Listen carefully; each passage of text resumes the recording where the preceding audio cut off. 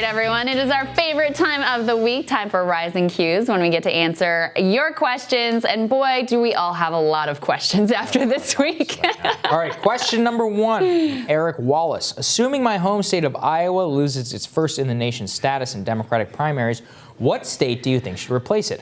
I like Alabama or New Mexico with cheaper media markets and diverse populations. Keep being awesome. Hashtag Rising Qs. I'm still thinking about this one. I think those are interesting. New Mexico is one I hadn't thought of. I kind of like the idea of New Mexico. You know, the reality is they're not going to pick anywhere that's too far from D.C. because politicians are trying to run back and forth from Washington. So they're going to want to keep it East Coast. I can make a case for maybe like Michigan or Wisconsin, a swing state. Illinois is one I've heard. It's a good urban-rural combo. Chicago, urban.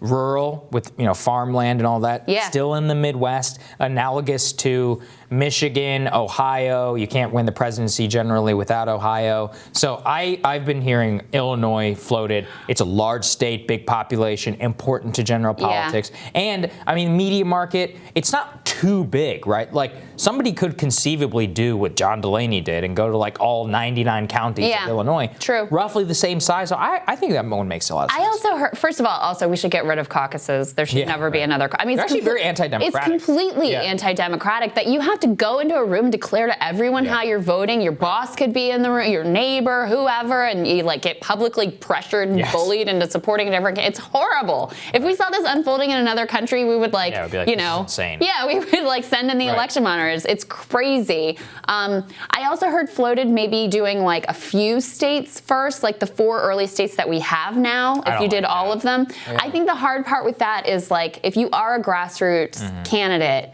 If you think about like Barack Obama, he probably wouldn't have been able to properly organize all 4 of those states at once. So to give a chance for a more grassroots candidate to build momentum, I do kind of like prefer the idea of one state going. I really think Illinois. I've heard that one floated. I think it's a great idea. I like that. Yeah. All right, next up.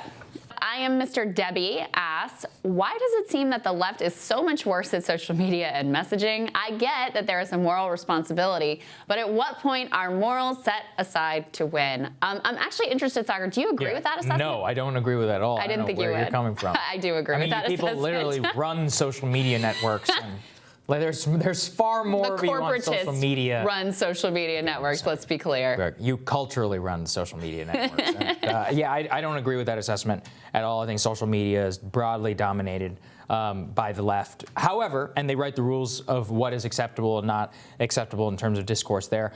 Republicans are getting better at it, certainly. A lot of anti-establishment right people do organize on social media. They do, the Trump campaign, a lot of their donations and stuff come through Facebook and via Twitter and et cetera. But broadly, I do think the left is far better at social media, so I disagree with the premise. I mean, we do make amazing apps. That Shadow Inc., I mean, they're dominant in the app making space, so definitely check them out, up-and-comers. No, I mean, I think more to the point here, the left does dominate on social media in terms of numbers because it's just a younger demographic. I mean, especially behind the anti-establishment candidates, right? There's obviously a lot of energy online for that. However, I do think that there's a point to be made here about seriousness about claiming power, right? And there is a balance to be struck between, look, you have to be ethical and moral. Otherwise, you're just part of the problem. You're exactly what everybody hates about DC.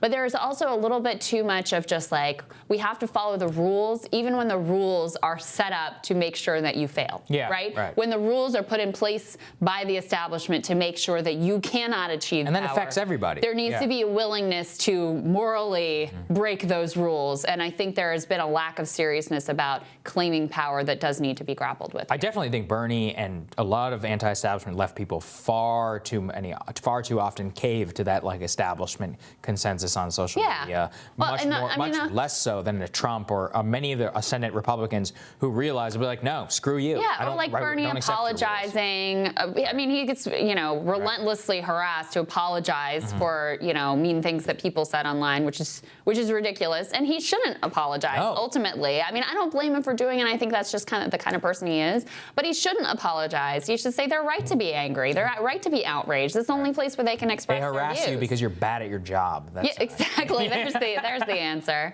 All right, what do we have left? Third one from Jen Snow. Will anyone in the DNC be held accountable No. for the gross incompetence and or corruption on display at the Iowa caucus? If not, what can voters do about it? The answer is no, and the other answer is nothing. Yeah.